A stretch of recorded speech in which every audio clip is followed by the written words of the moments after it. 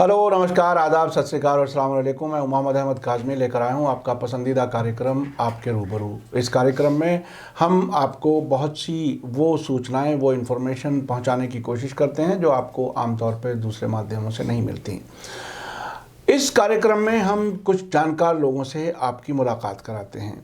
हमारे वरिष्ठ पत्रकार अनीस अहमद ख़ान साहब, अक्सर हम उनसे बात करते हैं भारतीय जनता पार्टी और आरएसएस की कार्यशैली पर, वर्किंग स्टाइल पर। वो किस तरह से देश की सियासत को आगे बढ़ाने की कोशिश कर रहे हैं, बल्कि सियासत को ख़त्म करके सिर्फ अपनी ही जेब में रखना चाहते हैं, सब कुछ अपने आप ही चलाना चाहते हैं।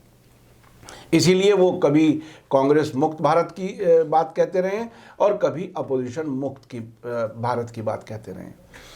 अनीस अहमद खान साहब, वेलकम है आपका। मीडिया स्टार वर्ल्ड को आप वक्त दे देते हैं, इसके लिए बहुत बहुत शुक्रिया। ये विश्व हिंदू परिषद की तरफ से और कुछ इनके जो आरएसएस के संगठन हैं उनकी तरफ से अब, और कुछ बीजेपी की सरकारों की तरफ से लव जिहाद के ख़िलाफ़ कानून बनाने की बात चल रही है। तो आखिर ये कानून बनाने की बात क्यों शुरू हो गई? और इससे पहले हमारे मंत्री हैं, कैबिनेट मिनिस्टर हैं मुख्तार अब्बास नकवी, उन्होंने भी इसी तरह की शादी की हुई है।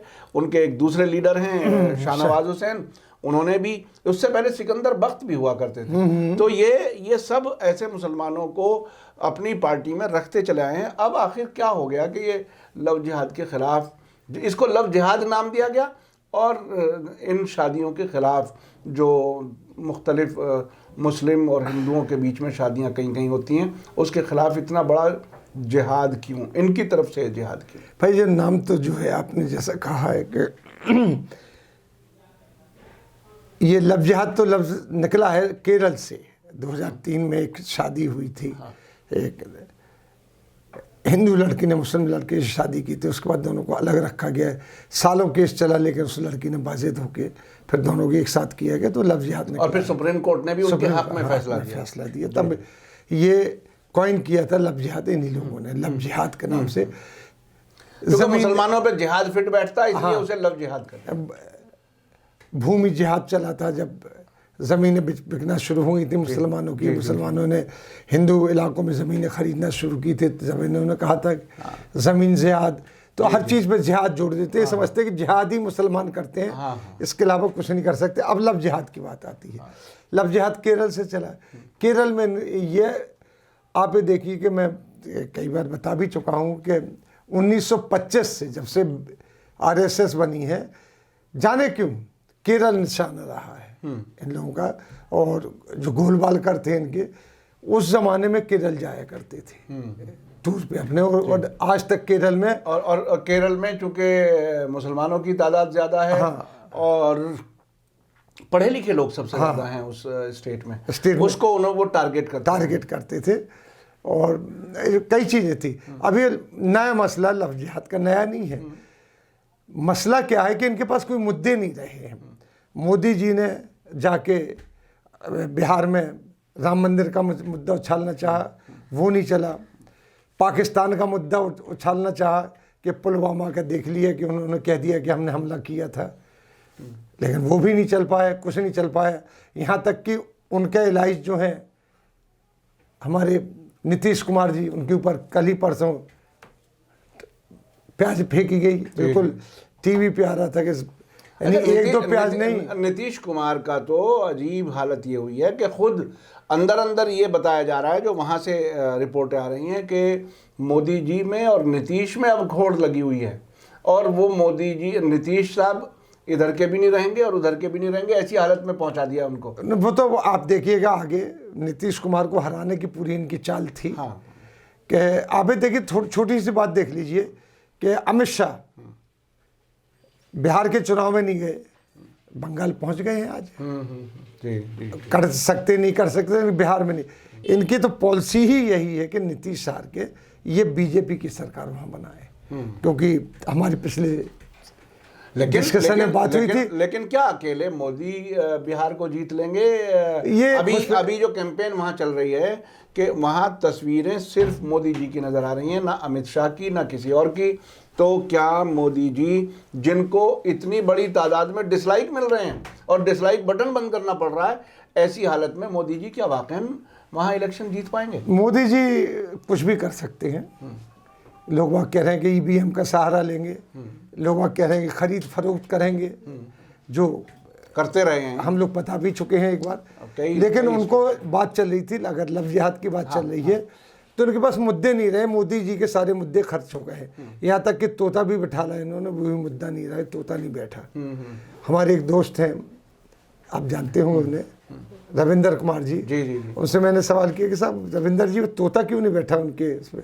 बोले तोते को डरता कहीं मुझे भी ना बेच दे, इसलिए नहीं बैठा। वो इस तरीके के उनके लतीफ़े बाकायदा मार्केट में चल रहे हैं मोदी जी के, दाढ़ी से लेकर हर चीज़ के ऊपर। तो वो अभी बड़ी खुशफहमी में है। क्योंकि अनएक्सपेक्टेड उनको इस साल जीत गए, अनएक्सपेक्टेड 2014 में जीत गए थे। अब मुद्दे तलाश करने के लिए क्या कहें, जैसे अब उन्होंने 3 तलाक कहा कि 3 तलाक चलेगा, वो भी नहीं चला उनका। अब ये लव जिहाद लेके आए हैं इनके नज़र में, क्योंकि इसको आरएसएस को लगा दिया है इसमें।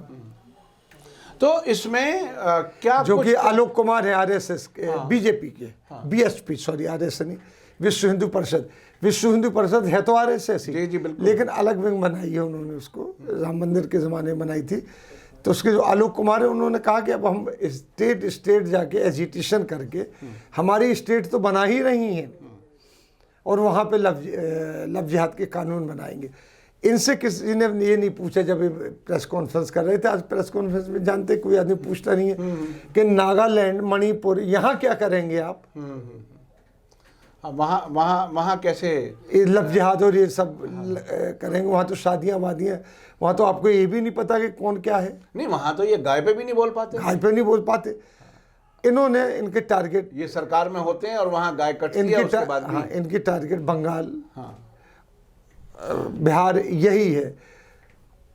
अब वो लव जिहाद का मुद्दा लेके आ रहे हैं। कानून ने 3 स्टेट ने तो कह दिया। अब जो आपने एक सवाल किया था कि लव जिहाद में पता कैसे करेंगे कि शादी किसने की, क्या की और कितनी और कहाँ जबरदस्ती हुई? लव का तो मतलब ही प्यार है, मोहब्बत है। ये इसमें जबरदस्ती कहाँ से आ जाएगी? जबरदस्ती तो कहीं सॉल्व हो ही नहीं सकता। जबरदस्ती तो ये कहीं प्रूव कर ही नहीं पाए। इसके पहले भी कई केस आए हैं।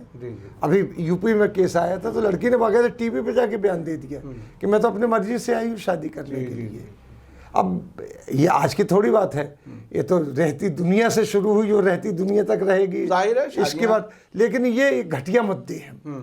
बीजेपी का, आरएसएस का इसमें घटियापन नजर आ रहा है और फुकदान नजर आ रहा है कि कुछ है ही नहीं अब उनके अंदर। तो अब ऐसे ही मुद्दे उठाएंगे। किसी दिन ये आ जाएगा कि आपके ऑफिस के सामने कूड़ा पड़ा हुआ है और इसी को मुद्दा बना लेंगे कि स्टूडियो के सामने कूड़ा बना, जिस तरीके से हो रहा है कि कुछ भी हो जाए उसमें अगर मुसलमान इन्वॉल्व हो तो वही मुद्दा बनाते हैं। तो इसका मतलब यह है कि सरकार चलाने में हर मोर्चे पर नाकाम होने के बाद, ख़ास तौर पे बेरोज़गारी एक बड़ा मसला है, महंगाई एक बहुत बड़ा मसला है, जिसमें हर दिन हर इंसान उलझा हुआ है। इस सब के में तो कुछ करना नहीं है। ये नए मुद्दे तलाश करके क्या फिर इलेक्शन जीत करके और फिर वो बर्बादी का सिलसिला उसी तरह से चलेगा? क्या चल ही रहा है। इलेक्शन जीतने का क्या, इनको सबसे ज़्यादा तो ईवीएम पे भरोसा है अपने कि उसको कैसे कर लेंगे। अब इतना वो चीज़ आया हो चुकी, बात मंजरे आम पे आ चुकी कि ईवीएम को छेड़ना भी बड़ा मुश्किल पड़ जाएगा अब इनको, क्योंकि अब बच्चा जानने लगा है। अभी जीते किस पे इलेक्शन? नहीं, मोदी जी की जैसे जहाँ तक बात है कि वो आएंगे, स्टार प्रचारक हैं, वो जिता लेंगे। तो मोदी जी का भी टाइम पीरियड अगर इन्होंने जो बनाए हुए कि 71 साल के ऊपर होके आदमी इलेक्शन नहीं लड़ सकता, तो मोदी जी का टाइम 71 के हो गए हैं। हाँ, नहीं तो वो भी कौन से कोई 2024 के बाद के लिए तो वो भी नहीं कभी वो भी नहीं, वो तो कोई ना कोई और दूसरा नहीं कहते नहीं है वो। कहते नहीं है। लेकिन उम्मीद है उनकी कि हो सकता है कि हमें ये कहा जाए कि जोर डाल के कि अब आप ही मुझे याद है कि जब पहले टर्म में थे तो कहीं स्टूडेंट्स से मिले थे, तो उसमें किसी बच्चे से बात कर रहे थे, उसने कहा मैं पॉलिटिक्स में आऊँगा। तो उसने कहा भाई 2024 के बाद का आप सोच लो, इससे पहले तो मुश्किल है। तो ये बात वो शुरू से कहते चले आए हैं और शायद वो भी जानते हैं कि ये मुश्किल है। लेकिन ये देखिए आखिर कब तक लोग बेवकूफ़ बनते रहेंगे, ये एक बड़ा सवाल है। किसी भी इंसान के लिए जो आम ज़िंदगी गुजार रहा है उसे अमन के साथ ज़िंदगी चाहिए, अपने बच्चों की, अपनी तरक्की, अपनी सेहत, ये सब चाहिए। ये सब तो मिल नहीं रहा, तो आखिर फिर कैसे क्या देखिए साहब, आप जहाँ तक बात करते हैं कि ये क्या सोच रहे हैं, इनकी सोच इसी से अंदाज़ लगा लीजिए कि एक आपके पत्रकार पकड़े गए हैं, अर्नब गोस्वामी। हाँ, अब पत्रकार ना कहें सब, हमें भी इधर बेइज्जती महसूस होती है। ये अर्नब गोस्वामी को गिरफ्तार किया गया, तो आप देखिए अमित शाह से लेके हर आदमी, सिर्फ प्राइम मिनिस्टर मोदी को छोड़ के सब कह रहे हैं कि ये जुआबंदी है।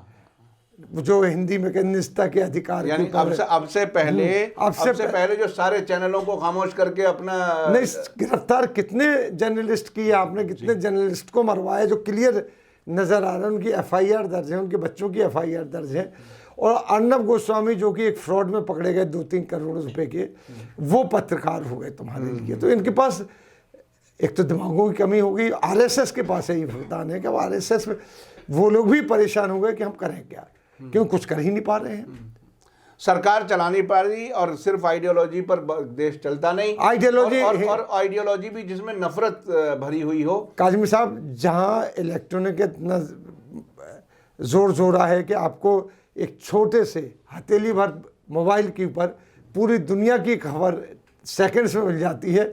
आप तशरीफ लाए, आपने बताया कि अमेरिका के चुनाव में क्या चल रहा है, जो कि हमारे ज़माने में जब हम लोग थे गाँवों में, अगले दिन अखबार में पढ़ने, अखबार में अगले दिन जब अखबार आता था तब पता चलता था कि वहाँ क्या हो गया होगा। बिल्कुल। तो उसमें अब हिंदी, हिंदू, हिंदुस्तान की बात नहीं चलती है। अरब में कितने हिंदू सेटल हो गए हैं, जाके सेटल हो गए हैं। जी। विदेशों में कितने हिंदू हैं, अमेरिका में कितने हिंदू हैं। यानी अब आप इससे देख लीजिए कि मोदी जी ये समझते थे कि सिर्फ हम ही हैं हिंदू हैदर सम्राट, तो अमेरिका में जाके अब की बार ट्रंप सरकार कह के आ गए और 500 करोड़ का इन्होंने वहाँ भी फंक्शन किया, यहाँ भी किया। ट्रंप की नैया डूब गई, वो अब सरकार, अब अगली सरकार, यानी वहाँ से तो यार है कि वहाँ के जो इंडियन अमेरिकन से उन्होंने वोट नहीं दिया ट्रंप को। बिल्कुल। अब अगर भरोसा नहीं रहेगा तो कैसे इंडियन अमेरिकन, जिसके दम पे ये वहाँ गए थे। जी। और जिनके लिए वोट लेने के लिए ट्रंप यहाँ आए थे फरवरी में, कोरोना के बावजूद, वो इनके कहने पे आए थे। हाँ, इनके कहने पे, खासतौर पे गुजरात के जो वहाँ पर बहुत बड़े कारोबारी लोग, पूरी कम्युनिटी है हिंदुस्तानियों की अमेरिका में, उनकी वोट लेने की एक कोशिश यहाँ पे आए थे। तो हुआ क्या, आप देख लीजिए। बहरहाल ये मुद्दों के बिना जो सियासत करने वाले लोग हैं, जो नफरत की सियासत करने वाले लोग हैं, ट्रंप का हाल ख़राब हो चुका, ऑफिशियली अनाउंस होना बाकी है। मोदी जी के ट्रंप के, हाँ, मोदी जी के ट्रंप का। ये बिल्कुल एक ही किस्म के लोग हैं और अभी दीवारें गिरनी शुरू होंगी ऐसा महसूस होता है। और ये पूरे दुनिया में जहाँ जहाँ राइट विंग के लोग हैं, उन्हें ऐसा लगता है कि वॉशिंगटन में वाइट हाउस में तब्दीली के बाद कुछ और जगहों पर भी तब्दीलियां होंगी, ऐसा लगता है। चूँकि नफ़रत की बुनियाद पर आप दुनिया को नहीं चला सकते। अगर आप चलाना चाहते हैं तो आप बेवकूफ़ों की जन्नत में रहते हैं। बहुत बहुत शुक्रिया अनीस अहमद खान साहब, आपने टाइम दिया। इसी के साथ मुझे दीजिए इजाज़त। धन्यवाद, शुक्रिया। जय भारत, जय हिंद। मीडिया स्टार वर्ल्ड के और वीडियो देखने के लिए हमारे चैनल को सब्सक्राइब करें और सीधे नोटिफिकेशन पाने के लिए बेल आइकन दबाएं। और अगर हमारी खबर सच्ची और अच्छी लगे तो अपने व्हाट्सएप, इंस्टाग्राम, फेसबुक और ट्विटर अकाउंट पर ज़रूर शेयर करें।